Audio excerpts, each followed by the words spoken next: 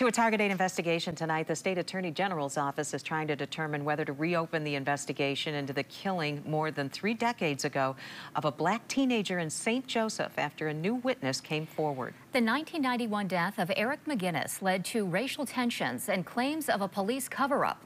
It was only recently ruled a homicide and was the subject of a Target 8 investigation 2 years ago. New at 5 o'clock in part 1 of a 2-part series. Target 8 is talking to the new witness who says 2 men actually took part in the killing. Here's Target 8 investigator Ken Kolker. Ken?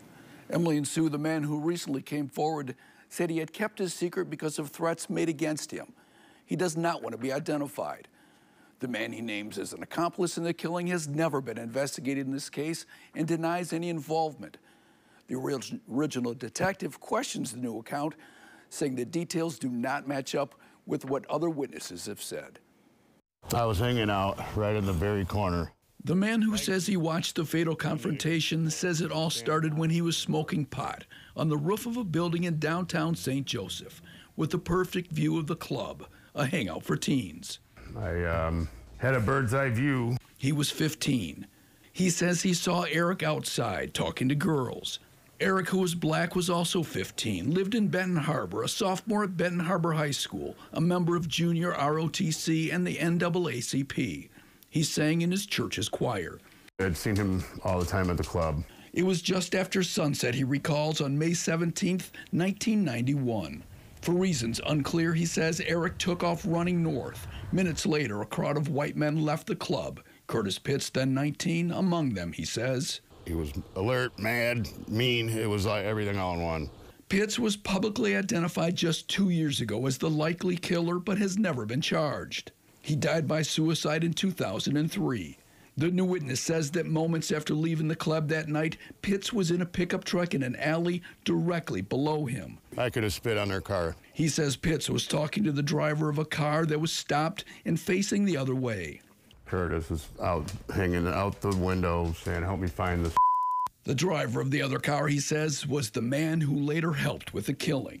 He says he climbed down from the building. You know, I wanted to be Snoopy and watch a fight. Honestly, I didn't know it was going to be the racial thing that it turns out being. The sounds of loud cars and squealing tires, he said, led him to the edge of the bluff overlooking Lake Michigan and the St. Joseph River. The headlights got me to look that way, and then I recognized getting out of his car. I kind of stood there because I still don't know who they're chasing. He says the accomplice took off running toward the river near the railroad tracks, so he scampered down the steep hill for a better look. See the 15? Yep. I got to the other side of the tracks. Maybe 100 yards from the river. The riverbank looked a lot different then. It was a bunch of rock and construction stuff all through here at that time. The accomplice was the first to catch up with Eric, he says, as Eric tried escaping onto the rocks along the river. Actually kind of kept him, sheep herded him to the water. That's what I saw. That's when kept him in that water by throwing rocks. He says Pitts arrived moments later, pulled Eric off the rocks, then attacked him. He was kicked, he was beat. Curtis did most of the damage. Yeah. I'm not going to say he didn't. It was like a rag doll. I did not see either one of them push or kick him into it, but through the actions that took place after and during that fight, it almost looked like he was making an attempt to roll off. He being Eric? Yeah. To get away from them? Yeah. Did you actually see him go in the water? Yeah. He says Pitts and the other man laughed, then walked away.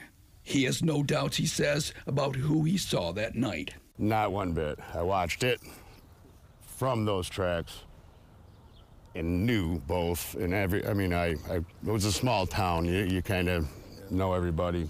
Eric's body was found in the river 5 days later. His death at first labeled an accidental drowning.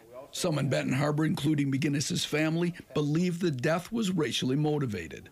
Some accused the St. Joseph Police Department, which was investigating the case, of a cover-up. The state attorney general's office reopened the case 30 years later, ruled it a homicide, and identified Pitts as the likely killer. I don't think they intended to kick him into the river. Just my perspective. I think it was supposed to be a good old-fashioned whooping. That's plain as real as I can say it. A lesson but it didn't end up being that way. It's like, wow, what is going on for someone to do that?